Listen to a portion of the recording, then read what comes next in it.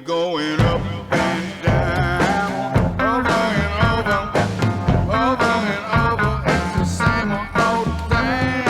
Up and down, over and under. First and foremost, thank you for joining the show.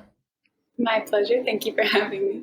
So, to be honest, I've never felt less, maybe what's the word, qualified to talk about a topic than I am about hypnosis.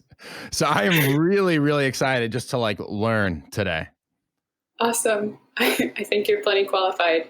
We'll talk about how natural it actually is for everybody. So I'm excited to talk about this. Yeah.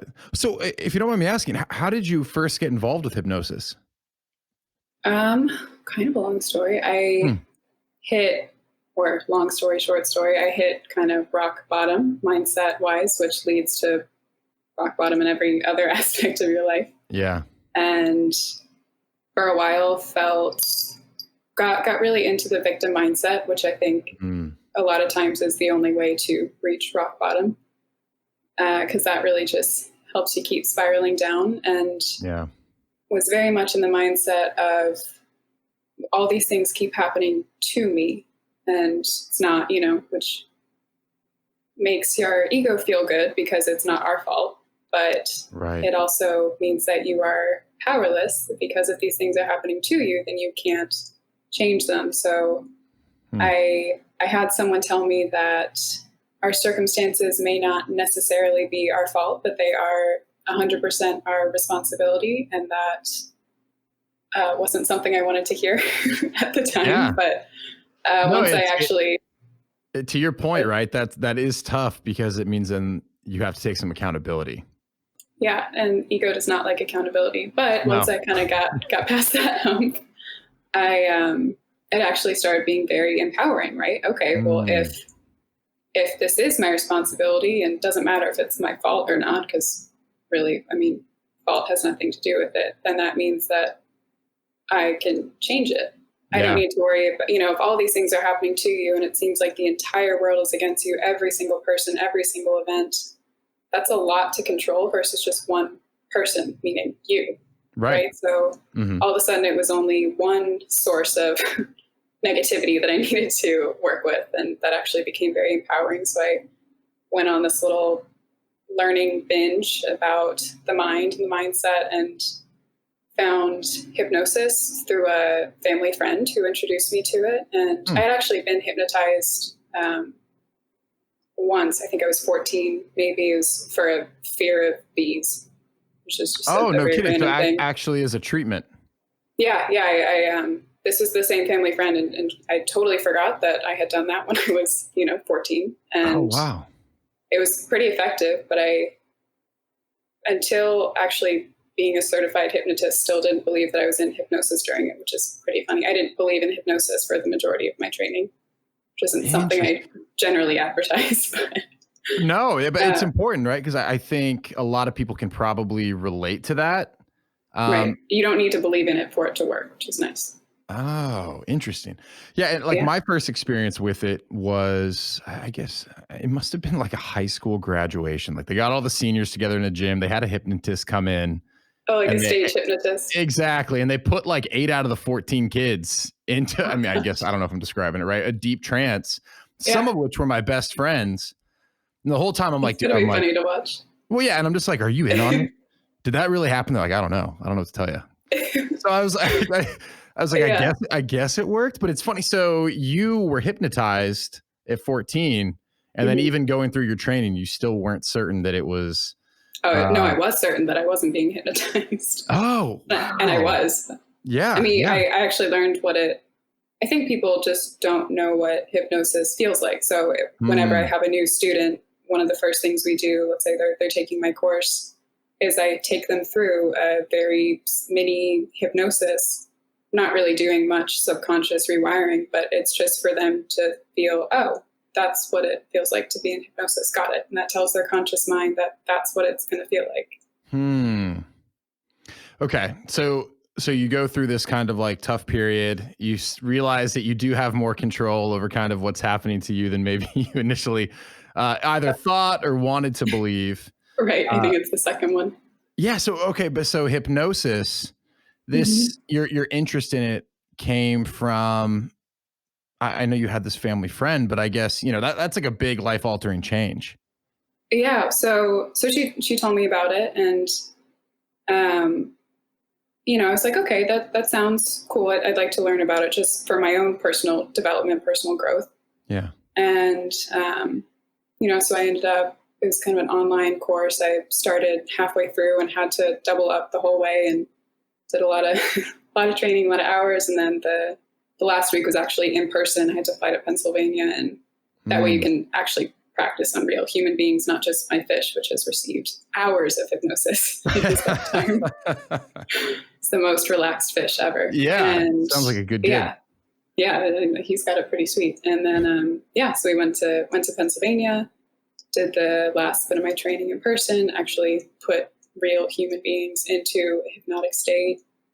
And like I said, I wasn't actually planning on doing this for a living until I started, I had some friends who are family members who were kind of going through some things. I was like, oh, well, maybe this could help. It helped me, and started helping them with some hypnosis. And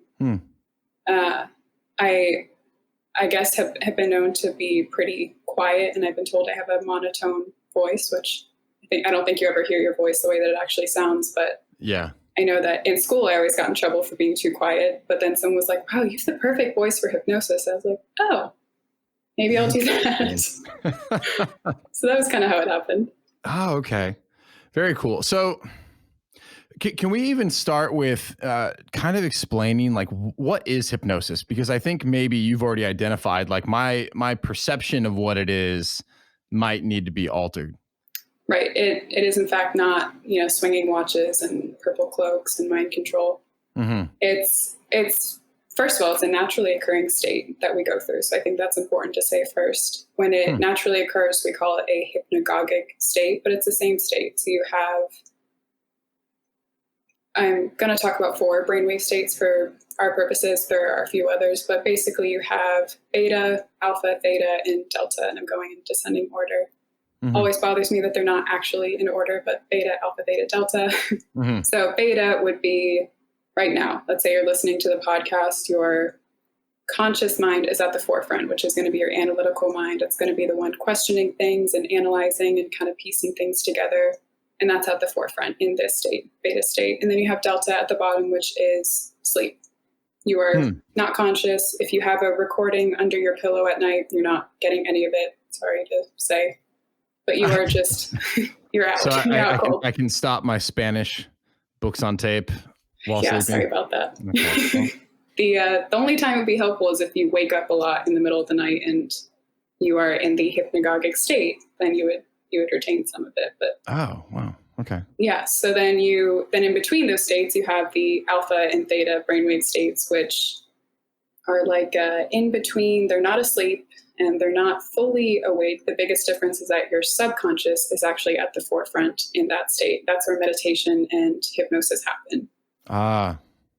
So when you are waking up, you can't skip states. So right, if you're starting at delta, which is asleep, and you're waking up trying to go to beta, our goal is to be alive, awake, and alert during the day. You have to go through that theta and alpha state, which means you are naturally going through this hypnotic state. And we call it the hypnagogic when you're going into it naturally. Same thing when you're falling asleep at night. And so you naturally do this at least 2 times a day and more if you take a lot of naps. Got it. Okay. So those brainwave states are naturally occurring. Correct. Got it. Yes. And we all go through them every single day. Okay. So where does the hypnosis then come into effect? And I guess, I imagine it's something that you kind of have to like experience to really understand what it's like, but could you also maybe kind of like explain what that sensation feels like to someone maybe going through hypnosis for the first time? Absolutely. So just to start off with, hypnosis is essentially just this state, or one of, there are technically 2 states, alpha and theta states, combined with positive suggestion. And I can talk about this more if you'd like, but it needs to be positively worded because that's what our subconscious mind understands. It's very lytical and it doesn't understand negative words. So combining this this trance state where your subconscious is automatically at the forefront. So we're communicating directly with it, combining that with positive suggestion, which is in the language that the subconscious mind understands. That's hypnosis, essentially. And we can make it fancier and longer, adding in fun inductions and visualization and everything. But at its core, that's really what it is. So when you say the positive state is what it can understand, what do you mean by that? So let's say you are trying to quit smoking. Anything like an addiction or a habit, hypnosis is great for because it doesn't require willpower. Willpower is in the conscious mind, and we're bypassing the conscious mind altogether. So we're bypassing willpower. So, weight loss, addiction, habits, anything like that is really great with hypnosis. So let's say, like I said, you're trying to quit smoking. You might be telling yourself every day, I really don't want to be a smoker. I don't want to smoke cigarettes. I don't want this last cigarette. I don't want to buy a pack. Any of these things that you're putting into that statement, the subconscious mind isn't hearing. So all it's hearing is, I want to smoke cigarettes. I want to be a smoker. I want to get that other pack. I want to smoke that last cigarette, whatever that belief is or that self-belief is that we have. Yeah. So instead of, I don't want to be a smoker, we would word it to be positive so that it was, I'm safe from cigarettes. I'm free from smoking. Something like that is positively worded so that our subconscious is actually doing what we mean it to do. Because it's there to help, and it really wants to give you what it thinks you're asking for. So we just need to word it in the right way so that it can actually give us what we are asking for. Got it. So is there any difference, like for your purposes, from the standpoint of hypnosis, is there any difference between those two states where hypnosis kind of lives?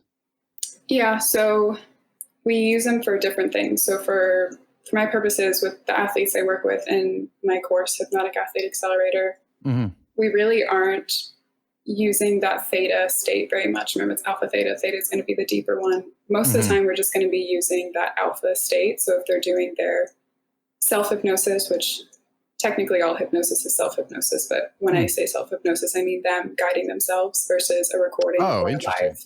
Yeah, so they actually learned how to put themselves into hypnosis in the course, which is pretty neat. Yeah, very cool. Yeah. I'll talk more about that. Yeah, absolutely.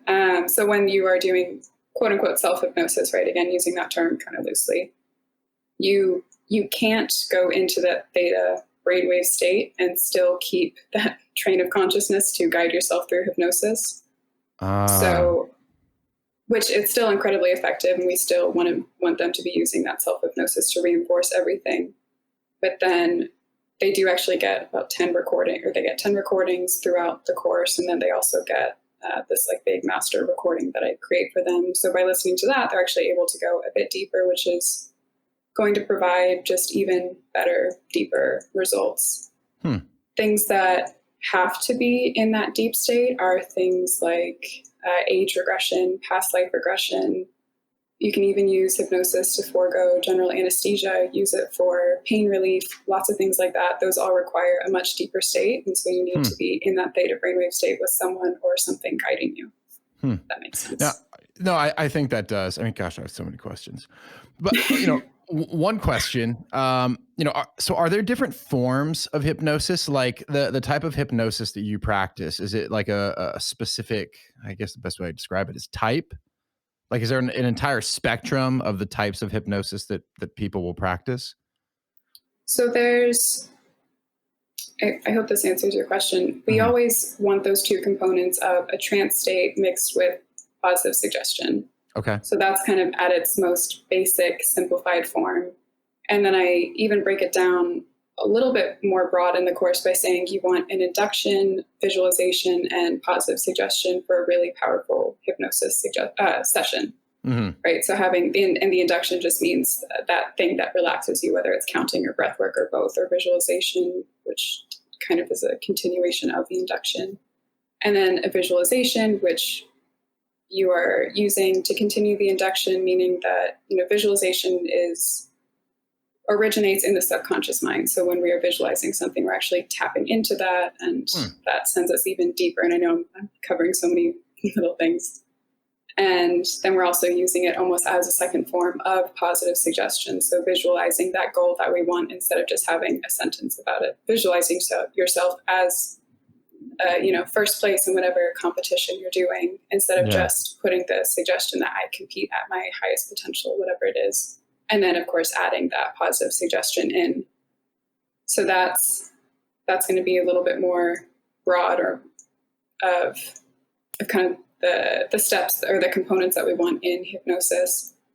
And then other than that, I would say different, for my purposes, that's really all we do. But there are different types, in the sense you can do hypnosis to see a past life, go back in this current life and deal with traumas that you had. You can use it to change associations. Like I mentioned, you can use it to forego general anesthesia. You can use it for pain management, which I've done on multiple occasions with embarrassing injuries. You can use it.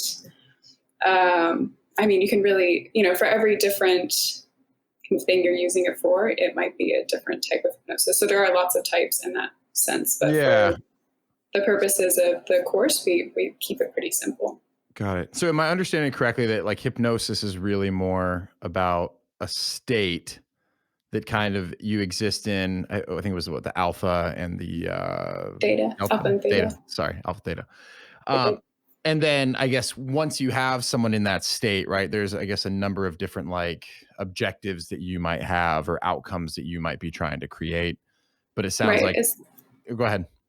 Essentially, anything that's originating in the subconscious mind, we can easily change in hypnosis. And the subconscious takes up 90% of our mind, just to give you some context. So I think I mentioned, habits, addictions, fears, involuntary muscle movements. This is something I mentioned in the email, but most of our performance, our athletic performance, is actually originating in our subconscious mind, which is why this is such a good tool for athletes. So anything that's originating there hypnosis is going to be a really great tool to rewire it, which is kind of a funny way to say it, but to get it to do what we want it to do. Yeah. So maybe that's a good next place for the conversation to go. How did you begin working with athletes?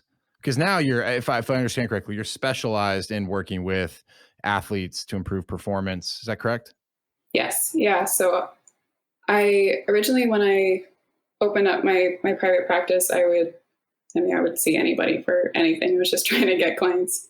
And I, of course, had a few athletes in there, and I realized that they were just my favorite to work with. Those were my favorite clients that I had. And I don't know if it was because they were used to having coaches or used to having someone tell them what to do, versus a lot of my weight loss clients or smoking cessation clients, or anything like that. They were really looking for someone to fix them, which is something I mentioned in the beginning of this call, right? That's where I was before. And that's hypnosis is self-hypnosis, and it really is something that the hypnotist can kind of give you the map, but you need to be doing the work yourself. So if somebody is looking for you to fix them, it's not going to a hypnotist isn't the best person for that.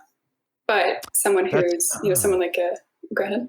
No, it's funny. And again, maybe this is part of the need to shift my perception. But when I think someone being hypnotized, I do think of them as being like passive, and the hypnotist being the one creating the change. Right. But what you're saying is like, no, you have to be willing to put in the work. Yeah. And that is a very common misconception that people have, is that it's, we've all seen the scary movies, that it's mind control or something like that. The hypnotist, no matter how much they wanted to, could not control you. Otherwise, every parent would learn hypnosis and their kids would be perfect all the time, right? I mean, I need to know what happened at this high school graduation party. I'm more confused than ever. But okay. Oh continue. no. Yeah. So it is not. It's not mind control. We can only use hypnosis to help your subconscious mind do what your conscious mind already wants, and maybe just doesn't have the willpower to do. So is it more about, or I guess, is it in part getting your subconscious mind to kind of give you that positive reinforcement in line with like the outcome or objective that you're trying to achieve? Like, is that what, and then like from that, maybe performance gets increased because you're not having this like mental cognitive dissonance where you're fighting yourself all the time? Right. I would say it's more about strengthening the right neural pathway that we want to strengthen. So if it's, let's say before you compete, every single time you get anxiety, which is, I'm using this because this is what I work with a lot of my athletes. I was going to ask you, like, what do athletes typically come to you for? But yeah, maybe we can hit that as you explain this. Yes, anxiety is probably the biggest component that we cover. Every other topic, I spend 1 week in the course doing anxiety. I dedicate 2 weeks to it because that's been a common thread that I've noticed with all the athletes. Yeah. So, right, let's say that every time you go to compete, and this is a kind of a limiting belief that you would have about yourself, but that you get anxious, you start sweating, you start shaking, you get this pit in your stomach, you might feel a little lightheaded, you have all these physical anxiety symptoms, maybe feel mental fogginess, you have some mental, symptoms of anxiety, right? It could be, a lot of times anxiety is as physical as it is mental. And so you have this belief about yourself that every time I compete, I get anxious. Or maybe you don't even have a word to put to it, but every time I compete, I feel like this. Yeah. Every time I compete, I get nervous. Which, if you tell yourself that every single time you compete, your subconscious, right, in a conscious state, so your subconscious is going to say, okay, right, it's very analytical. It's going to give you what it thinks you want. All right, every time you compete, you get anxious. You got it. I am on it. I am going to make sure that every time you compete, you get anxious. And it's just going to keep, when you think of competing, the neural pathway, the neural connection that you have strongest is I get anxious. That's the path it goes. So what we want to do is create a new pathway, which is, I'm calm, relaxed, and in total control before every competition, something like that. And we want to go into a hypnotic state so that the subconscious is at the forefront, which is going to make all of this much more effective, even though we still want to continue the same type of language out of hypnosis, just so we're not working against ourselves and all the work we're putting in. Yeah. But we're going to give this positive suggestion, positive post-hypnotic suggestion, meaning a positive suggestion in a hypnotic state. And we're going to say, every single time I compete, I am calm, relaxed, and in total control. I am totally at ease. I am calm and focused and alert and all these amazing things that we all wish we felt every single time we competed. And you're going to be repeating this in hypnosis. And the more you repeat it, the stronger this neural pathway, this neural connection is going to get. And we want to get it to the point that when you think about competing or when you show up to compete, that's the stronger pathway. That's the one that your subconscious like, that's the stronger one. That's the one I'm sticking to. And that's the association that you have. Does that make sense? It does. And it's interesting because we've had a couple mental skills coaches over the course of the podcast. And this self-talk comes up, or the thoughts that kind of rush to the forefront of your brain at the time of competition. And everyone kind of has their own means of helping their athletes address that. Either just recognize like, hey, they're just thoughts. Like we had a fan, his name's Greg Carton. He's amazing. Works with PGA golfers. He's like, I've never seen a thought hit a golf ball. He's like, it's just a thought. And what I'm hearing from you is like an alternative approach. And I just mean alternative compared to the other like approaches that I've heard is you can actually sort of rewire those pathways. Which is really interesting.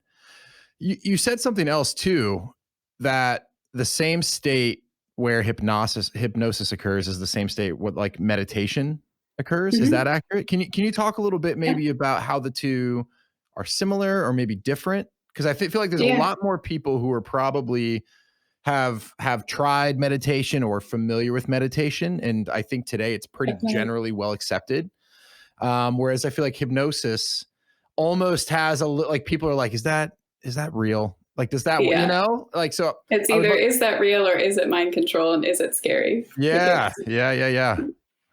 It's funny. Yeah, I mean, hypnosis has such a funny reputation, and it really is the same state. Like a stigma, almost. A stigma, absolutely, yeah. And I think it's a lot from movies and whatever else. We don't need to go all the way into that, but and then meditation, which is the same, literally the same exact brainwave states, has I think it's just much more accepted. at least, currently.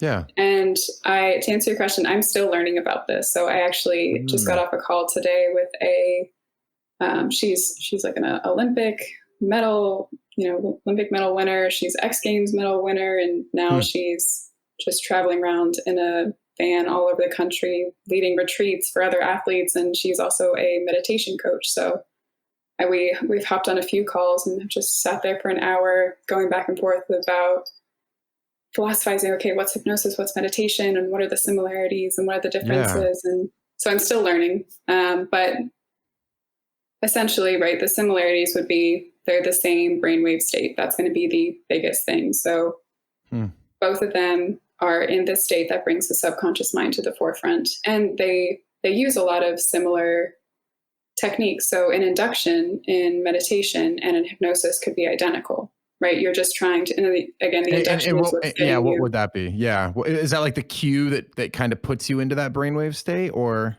I would be interested to understand how are people actually getting into these brainwave states from, I believe, beta, right? Right. Yeah. So you're starting at beta, going to alpha first. Yeah. Relaxing. That's it. Right. You just need to relax, which is so much simpler than everyone thinks. And you can, stage hypnotists are generally going to do some sort of very fun to watch rapid induction where they snap and this person, folds forward really quickly and it's very dramatic. Yeah. Which, yes, those work too. They're going to be a lot more effective on somebody who has done a lot of hypnosis or meditation in the past, because it means they're going to go quicker and deeper into this state. But, essentially it's just relaxation. So if you are relaxed, you are automatically in that alpha state. You are in that light state of hypnosis, which when we talk about getting into the zone for athletes, that's what that is. Yeah. And I think so many people don't know that, but that's, when you're in that flow state or the zone and you feel like for some reason your performance is just so much better, that's what that is. Huh. Yeah. So I can think back to like very specific times in my own athletic career where I was 100% like in the zone, like things slow down, everything, it just feels easy.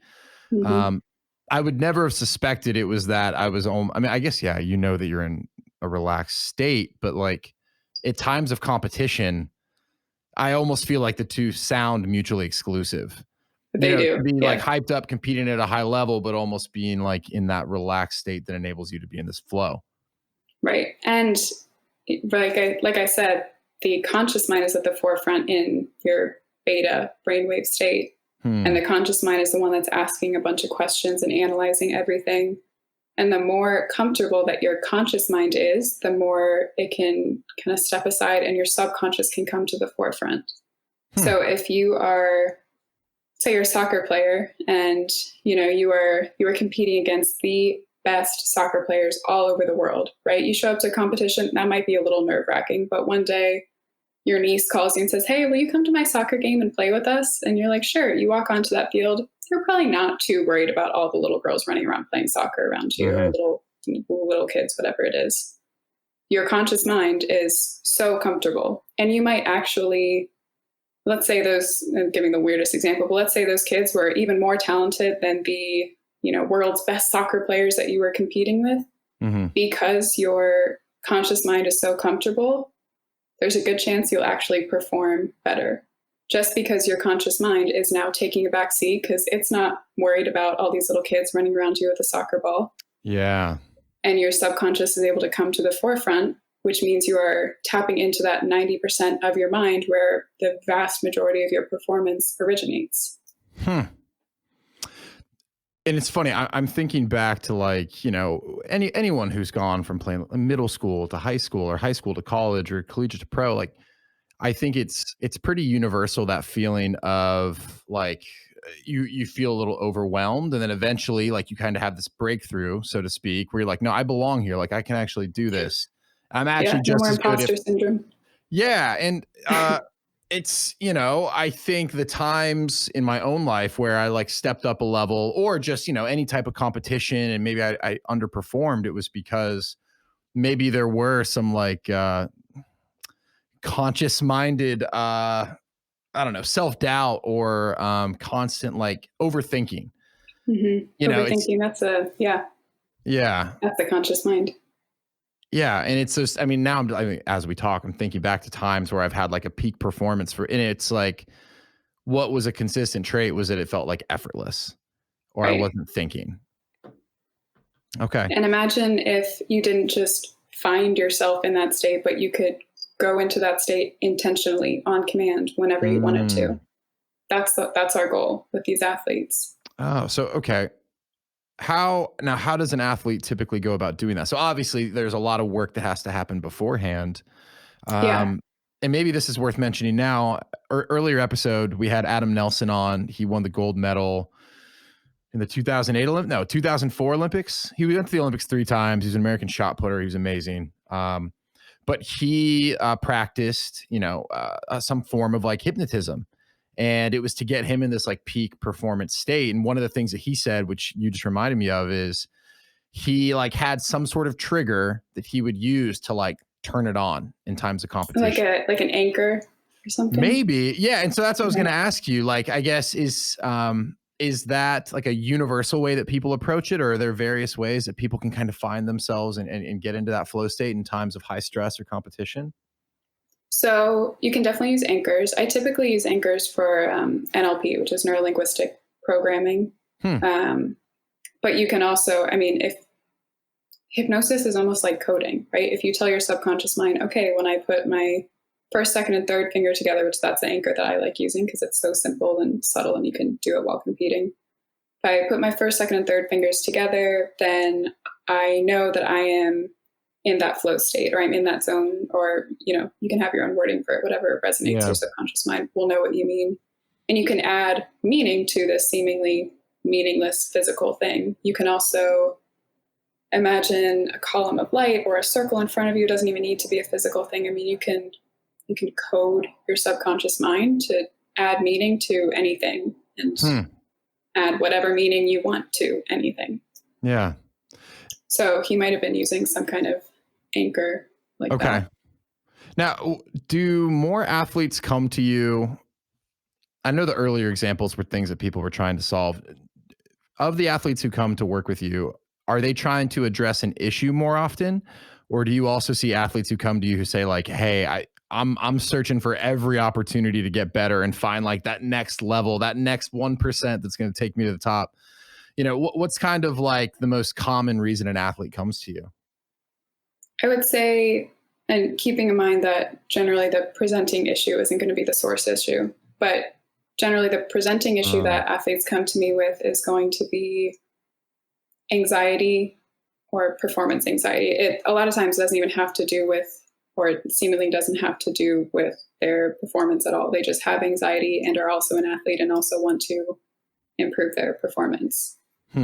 So, maybe, it could really be a number of things. And in the course, like I said, we actually find the root of whatever their anxiety is and we go at it from there. Yeah. It's a lot more effective than just dealing with the presenting issues. But I would say, probably the most common thing is someone comes to me with some kind of performance anxiety or general anxiety, and they're also trying to improve their performance. Yeah. So in your opinion, obviously people want to get blockers out of the way, right? Things that are holding them back. I guess what about hypnosis do you think can actually enable people to perform at a higher level? Like, let's say, beyond someone who like, look, I get really acute anxiety when I go to perform, maybe it's someone who's like, hey, no, I actually feel pretty good usually, when I step up to the plate. But like, I take this seriously and I want to get better. Like, what about hypnosis can help like take someone to the next level? So there's so many answers because there's so many different things so many different goals that people have, but I can at least give an example of someone that I worked with. So I mentioned him a lot because he's just a good example. He's one of the first athletes I worked with and came to me, and he was one of the most confident people I've met, bordering on arrogance, and that was kind of what he was going for. Yeah. He was a professional sailor. Okay. And he came to me and he was like, I know that when I come off of a bunch of wins, I win. And when I come off of a bunch of losses, I lose. And I can tell that it doesn't really matter who I'm competing against, where the regatta is, who the other sailors are doesn't really seem to matter. But I know that if I come off of a bunch of wins, it breeds wins, losses breed losses. He was like, I want to go into every regatta feeling like I'm coming off of a year-long winning streak. He was like, I want more confidence. I'm like, you seem like a pretty confident person already. He was like, I want more confidence. And it's funny, something we actually worked on was, he was like, and I also need to figure out how to turn that off when I go home to my wife and kids. So we did a little bit of that too. Yeah, that's important. Which I think is, I applaud his awareness for that. Yeah. So we did do some work on that. But yeah, and so, right, he's already an incredible athlete, isn't having anxiety, isn't having any fears. He just wants, and he's already incredibly confident, but he wants more confidence, and he wants that feeling of, right, the soccer player we mentioned, every time he goes and competes against these world champion athletes, I want to feel like I'm competing a bunch against 5-year-olds.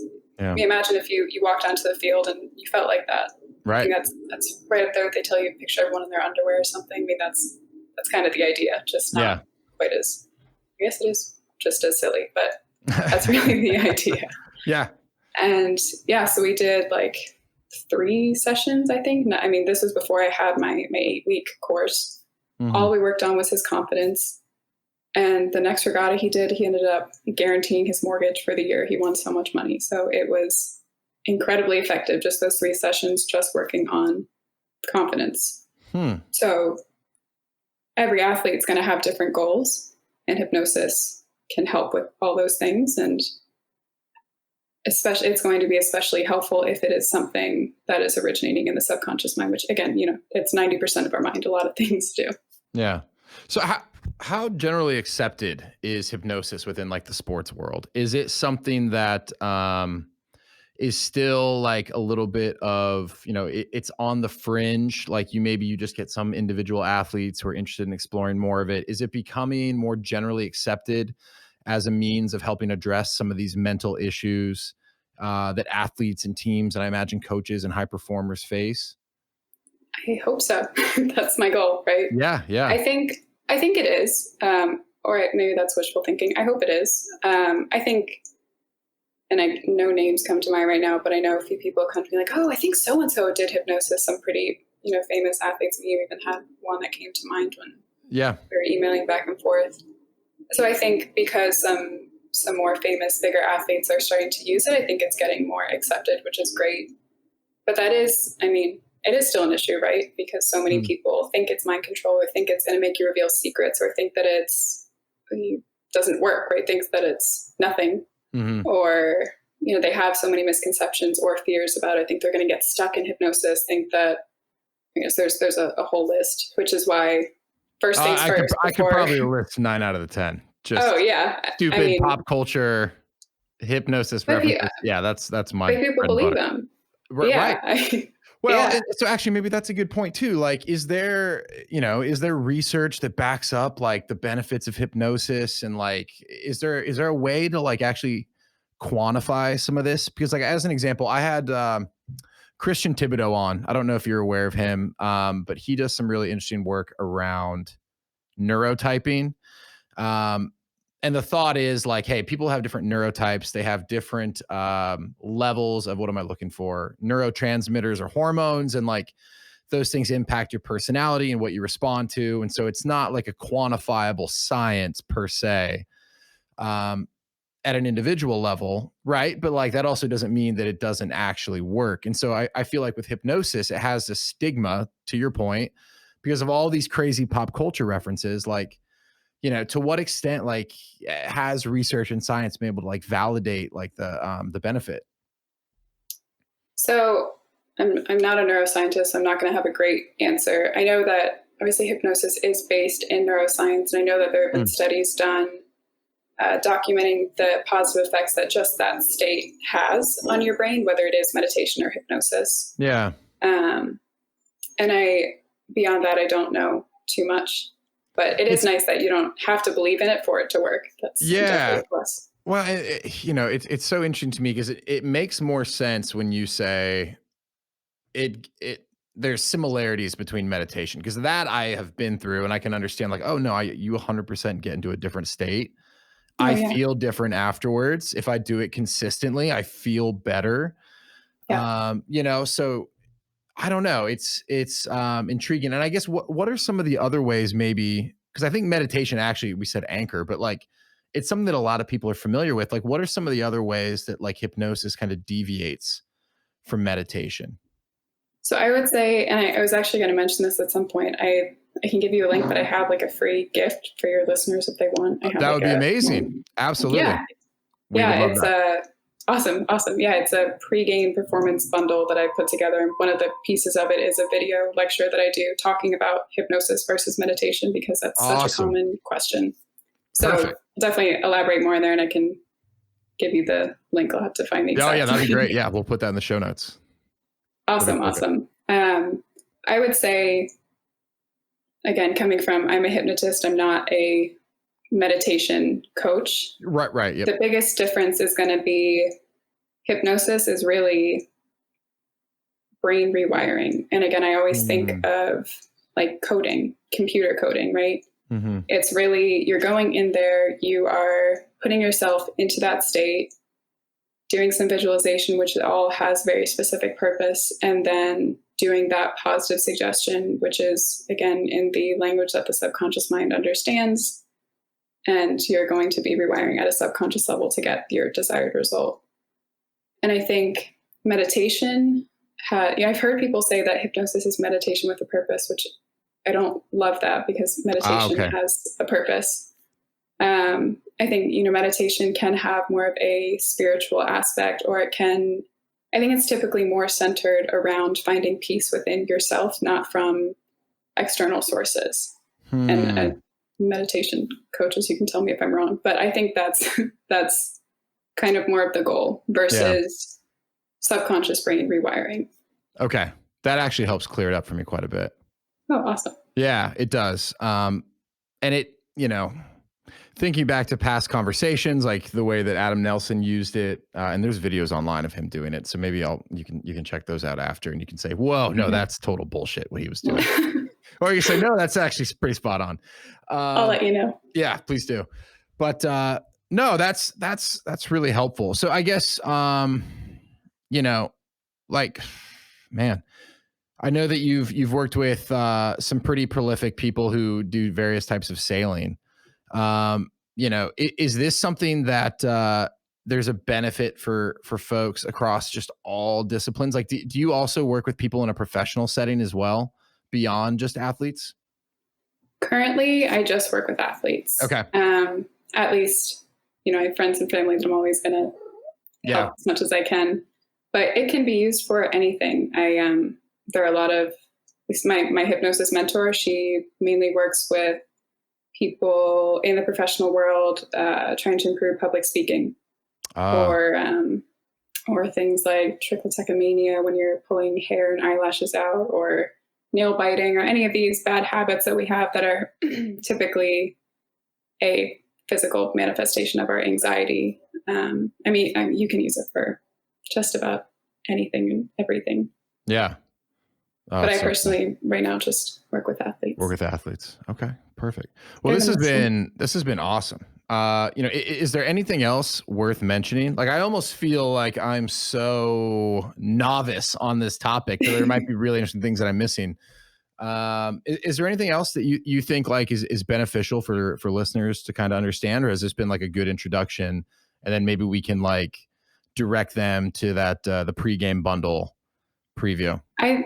I honestly, I think you're selling yourself short a little bit. I think you asked amazing questions, and I honestly think it's more effective having someone who is new to this ask questions, because this is so second nature to me that I'm sure I just talk right past a bunch of things that are obvious to me at this point. So I think because you came from a place of not knowing much about the topic, you asked really great questions for other people who are new to this to understand. I'm sure all the questions you asked other people have.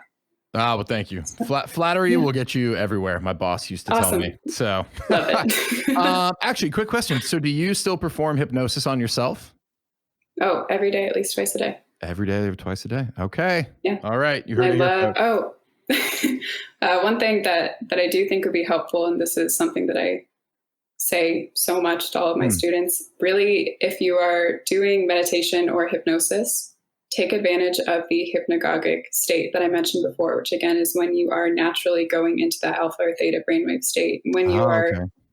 Let's say you're falling asleep and you're kind of aware of the sounds that are happening around you, but you almost feel like pieces of dreams are kind of flashing in and out. You're kind of groggy. You're not really all there.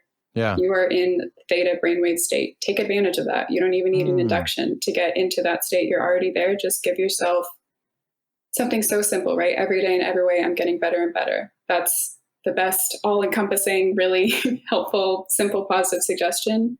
Repeat it 10 times, takes less than a minute, and that's so powerful. Take advantage of that state. Yeah, that's amazing.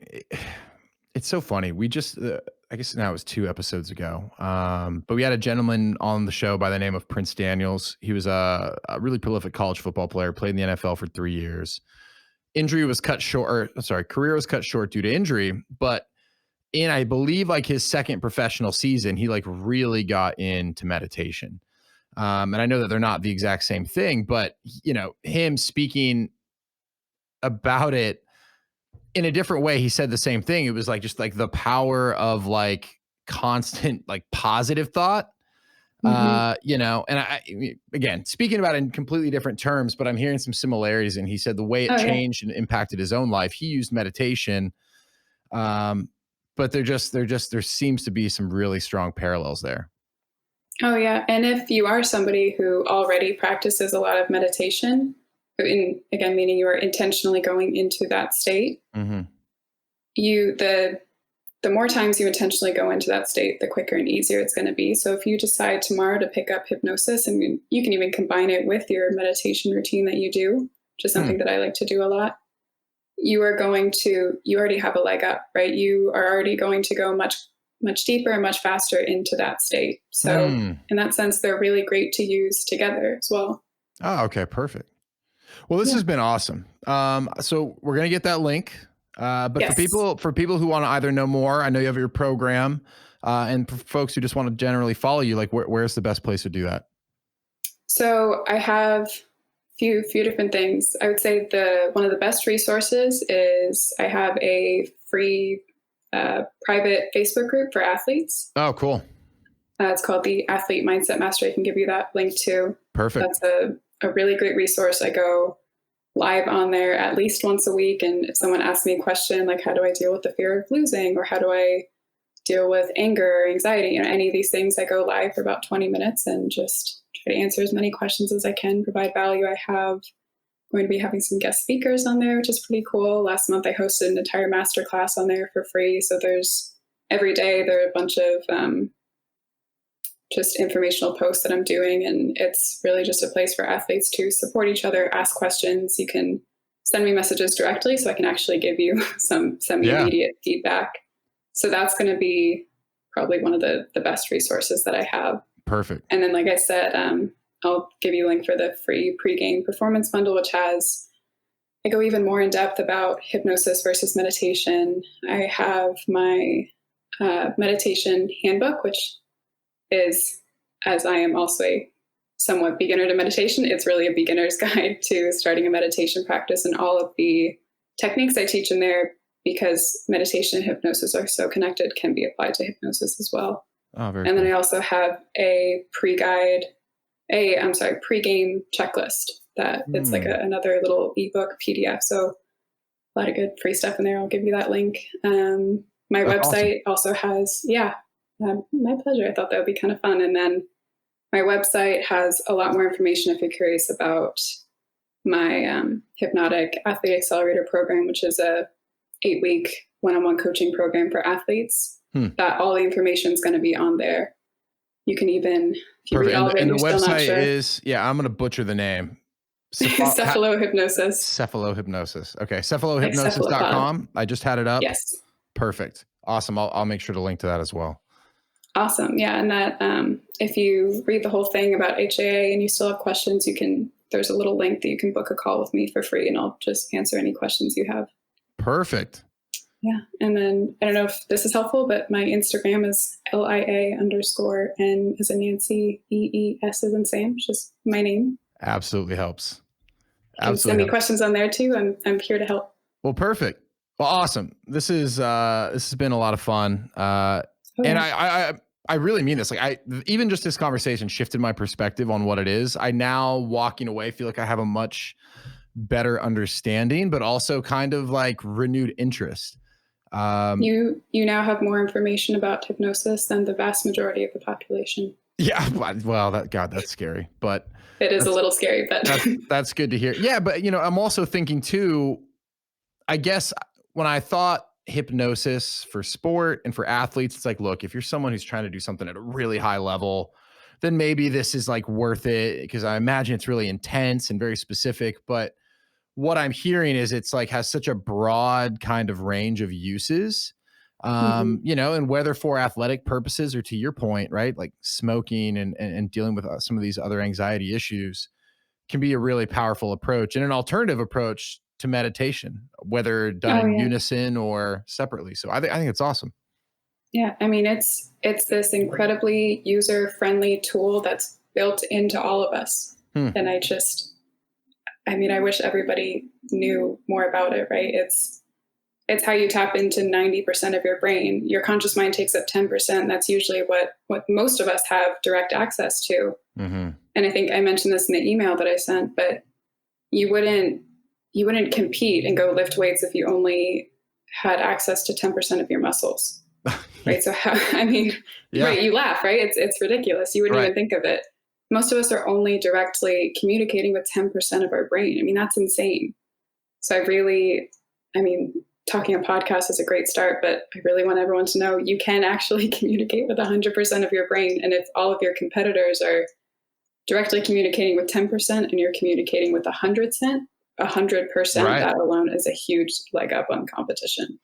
Yeah. And I just talking to my wife about this. We not to keep referencing past shows, but we had a show where breathwork was the topic.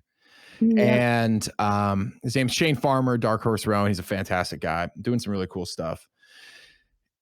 And he was talking about getting into this almost like psychedelic state. That might not even be the right word for it, but this other state from nothing other than Hmm. just breath work.